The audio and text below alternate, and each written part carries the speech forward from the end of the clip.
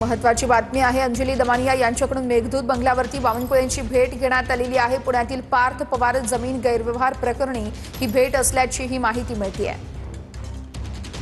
हायकोर्टाकडे appeal करून सिंचन घोटाळा, महाराष्ट्र कोऑपरेटिव्ह बँक घोटाळा, जरांदेश्वर घोटाळा हा याच्या सगळ्या फाइल्स आता हळूहळू बाहेर काढणार आहे आणि याच्यावर मी हायकोर्टात यावेळेस मात्र मी ठरवलंय सिंचन घोटाळ्यात तुम्हाला फडणवीसांनी सोडवलंय, पण याच्या पुढच्या कुठल्याही घोटाळ्यात तुम्हाला फडणवीस काय, अमित शहा काय, मोदी काय, कोणाकडेही जा, मी कोर्टाकडनं ऑर्डर घेऊन तुम्हाला एकाही केसमधनं बाहेर येऊ देणार नाही ह्याची तुम्ही खात्री बाळगा। आत्ताच्या घटनेला सगळ्यात महत्त्वाच्या गोष्टी अशा आहेत की सरकारने जे 42 कोटी रुपये देऊन तो व्यवहार रद्द करण्याबद्दल जी नोटीस काढली आहे तीच मुळात चुकीची आहे।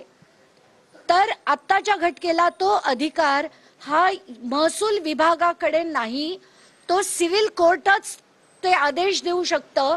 तर आत्ताच्या घटनेला जे सांगितलं जात आहे की चोरीचा माल आम्ही परत दिला आणि चोरी झालीच नाही, हा व्यवहार रद्द आणि हा विषय संपला, तसं बिलकुल नाहीये।